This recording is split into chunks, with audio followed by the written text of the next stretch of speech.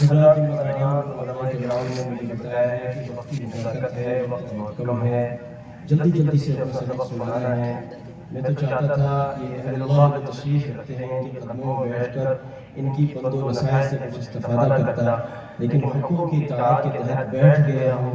میں چاہتا ہوں کہ اس سے پہلے ان اکابر اہل اللہ کا بیان شروع ہو۔ یہ جتنے ادھر ادھر پھر رہے ہیں، گھوم رہے ہیں، اتنے ہی اندر بیٹھے ہیں، اتنے ادھر ادھر ٹہل رہے ہیں۔ جوانوں، یہ اہل اللہ آپ کے یہاں آئے ہیں، قدر کرو، اندر آ جاؤ اور ان کی بات کو اہمیت سے سنو۔ چونکہ میرے پاس انتہائی کم وقت ہے، اس لیے میں بس چند منٹ ہی آپ کے سامنے ہوں اور چند منٹ میں اپنی بات کو کہہ کر انشاءاللہ رخصت ہوں گا۔ اگر کبھی اللہ نے پھر موقع دیا تو بہت تفصیل سے گفتگو کریں گے انشاءاللہ۔ تفصیل سے گفتگو ابھی دوسرے حضرات کی سننی ہے آپ کو۔ میں اپنا مختصر سبق، چونکہ مجھے مختصر ہی سنانا ہے، تو میں عرض کرتا ہوں کہ قرآن کریم اللہ رب العزت کی وہ عظیم الشان کتاب ہے۔ میں کوئی تمہید بیان نہیں کروں گا۔ اللہ رب العزت کی وہ عظیم الشان کتاب ہے قرآن، جس کے جیسی کتاب نہ پہلے کبھی نازل ہوئی تھی نہ بعد میں کبھی ہوگی۔ قرآن وہ اس عظیم الشان کتاب کا نام ہے جو پہلے بھی ہمارے مسائل کا حل تھا، آج بھی ہمارے مسائل کا حل ہے، اور قیامت تک جب بھی ہم جس بھی مصیبت میں مبتلا ہوں گے، قرآن ہی ہمارے لیے راہ نجات ہوگا، قرآن ہی کی رہنمائی ہمارے لیے کافی ہوگی اور مکمل ہوگی۔ جب امت نے قرآن کو پکڑا ہے تب امت نے نجات پائی ہے، اور جب امت نے قرآن کو چھوڑا ہے تب امت پر اب جیسے نہیں، اب سے بڑے بڑے حالات امت کا مقدر بنے ہیں۔ یہ علماء ان سے پوچھ لینا، انہوں نے تاریخیں پڑھی ہے، ان کو معلوم ہے کہ جب امت نے قرآن کو چھوڑا ہے ذلت امت کا مقدر بنی ہے، اور جب امت نے قرآن کی رسی کو پکڑا ہے تب ہر ایک گڑھے سے، ہر ایک کنویں سے، ہر ایک دلدل سے قرآن نے اللہ کی مدد اور نصرت کے ساتھ امت کو نکال لیا ہے۔ آج اگر کسی قسم کے حالات کا شکار ہو، اللہ رب الجلال کی قسم کھا کر کہتا ہوں تمہارے پاس وہ حل موجود ہے جو دنیا کی کسی قوم کے پاس نہیں ہے۔ تمہارے پاس وہ رسول علیہ السلام موجود ہے جو کسی کے پاس نہیں ہے۔ جو تمہیں اللہ نے دیا ہے وہ کسی کو نہیں ملا۔ امت مسلمہ، تمہارے لیے فخر کی بات ہے کہ جو انبیاء سابقین کی جو امتیں تھی ان کے پاس بھی وہ نہیں تھا جو تمہارے پاس ہے۔ تمہارے پاس اللہ کے رسول علیہ السلام کی رہنمائی ہے، تمہارے پاس اللہ کا بھیجا ہوا قرآن ہے۔ جس کے پاس رسول اللہ ہو صلی اللہ علیہ وسلم، جس کے پاس قرآن ہو، وہ یوں کہتا پھرے کہ ہمارے اوپر حالات آ گئے۔ ایسا ہو ہی نہیں سکتا۔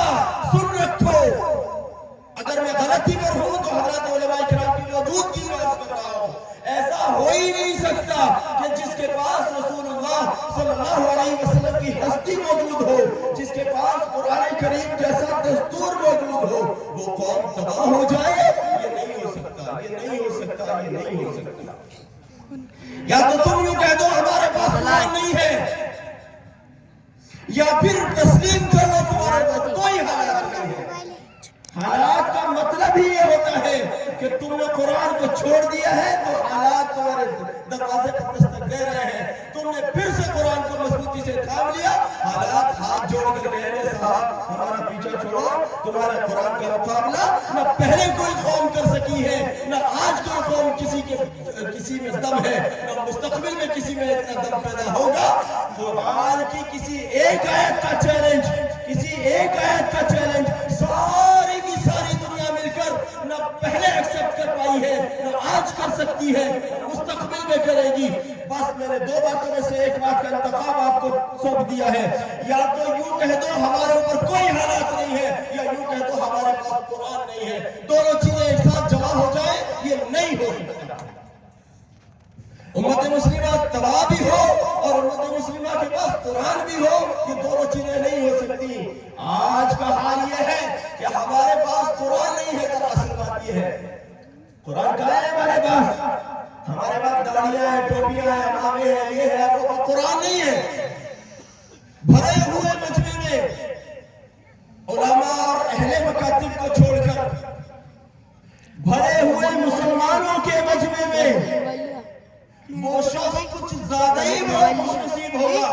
جو سورہ فاتحہ بغیر غلطی کے سنا، اتنا قرآن کی ہے ہمارے پاس، اور جس نے بغیر غلطی کے سورہ فاتحہ سنا کی ہو ہی نہیں سکتا جو قرآن کی 2-3 آیتوں کا ترجمہ سنا، یہ تو ہو ہی نہیں سکتا، یہ تو ہو ہی نہیں سکتا۔ آخر ہندوستان کے مسلمان ہیں، آخر ہندوستان کے مسلمان ہیں، ان سے بڑی دینداری تو صاحب ان کے قول کے مطابق شاید دنیا میں کسی کے پاس نہیں ہے۔ یہ مسئلہ الگ ہے، آپ کے سورہ فاتحہ ہے، لیکن دینداری میں ان سے بڑھ کر کوئی نہیں۔ لوگوں کو غلط فہمی ہو گئی کہ داڑھی کا نام دینداری ہے، ٹوپی کا نام دینداری ہے، یہ تو دین کی ظاہری شکلیں ہیں، اصل تو اماں ابا تو قرآن ہے، بنیاد تو قرآن ہے۔ ہمارے پاس قرآن ہے، سب کچھ ہے، قرآن نہیں ہے کچھ بھی نہیں ہے۔ یہ مدرسہ ماشاءاللہ مجھے بتایا گیا کئی بچے حاصل ہوئے ہیں، یہ بچے اور یہ مدرسے کی یہ خدمت، یہ سرمایہ ہے، یہ کمائی ہے، یہ دولت ہے، اور یہ آخرت کی امید ہے، اور صرف آخرت کی امید نہیں ہے بلکہ ان طلبہ کا یوں تیار ہونا دراصل مستقبل کی حفاظت ہے، مستقبل کی حفاظت ہے۔ اگر تم یہ چاہتے ہو کہ اس ملک میں ہمارا ایمان مستقبل میں بچے رہے، تم یہ چاہتے ہو ہماری نسلیں بھی اس کلمے کو اپنے یہاں محفوظ رکھے جو کلمہ اللہ کی توفیق اور اس کے فضل سے امانت کے ساتھ، امانت کے طور پر ہمارے بزرگوں سے ہم تک پہنچا ہے، الحمدللہ وہ کلمہ اگر ہم یہ چاہتے ہیں ہماری نسلوں میں بھی اسی دیانت اور اسی امانت کے ساتھ منتقل ہو، تو پھر یاد رکھنا اپنے بچوں کا تعلق ان مکاتب سے، ان مدارس سے، ان سارے نظام سے مضبوط کر لو، ورنہ تو پھر سمجھ لینا اور پھر سمجھ لینا کہ ایسے ملک بھی ہمیں یاد ہے تاریخ کے اوراق کے حوالے سے جہاں بڑے بڑے کتب خانے موجود تھے، جہاں بڑے بڑے نامور اہل اللہ موجود تھے، لیکن جب ان کی قدر نہیں ہوئی تو اللہ معاف فرمائے، اور اللہ ہماری اور ہماری نسلوں اور ساری امت کی نسلوں کی حفاظت فرمائے کہ جب وہ اہل اللہ تو تھے لیکن جب ان کی ناقدری ہوئی تو نعوذ باللہ بڑے افسوس کے ساتھ، اس شرمندگی کے ساتھ اس حقیقت کو قبول کرنا پڑتا ہے کہ پھر نسلوں کے پاس کلمے کی بات نہیں کر رہا، کلمہ تو ایک بڑی حقیقت کا نام ہے، کہنے کے لیے لفظ مسلمان بھی نہ بچا۔ کیا میں اندلس کی بات نہیں کر رہا ہوں؟ کیا میں آج کے اسپین کی بات نہیں کر رہا ہوں؟ ہندوستان کا تاج محل کچھ خوبصورتی نہیں رکھتا جو وہاں کی خوبصورت مساجد اپنی رونقوں کی مثال نہیں تھی، لیکن آج کیا ہوا؟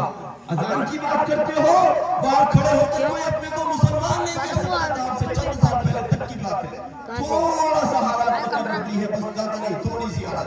میرے بھائیو، اگر چاہتے ہو ہماری نسلیں اگر محفوظ رہے، ایمان پر قائم رہے تو قرآن کے ساتھ مضبوطی سے جڑ جاؤ، کی بشارت ہے جب کہ قرآن و سنت تمہارے درمیان میں مضبوطی سے رہے گا، مضبوطی سے تھام کر رکھو گے، دنیا کی کوئی قوت، میں سنو میں کیا کہہ رہا ہوں، میں کہہ رہا ہوں جب تک قرآن و سنت تمہارے پاس رہے گا، دنیا کی کوئی بھی قوت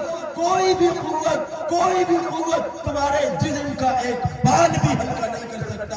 آج کا یہ میرا ادھورا پیغام، آج کے اس ادھورے پیغام کو قبول کیجئے، اللہ رب العزت نے چاہا تفصیل سے پھر ملاقات ہوگی انشاءاللہ۔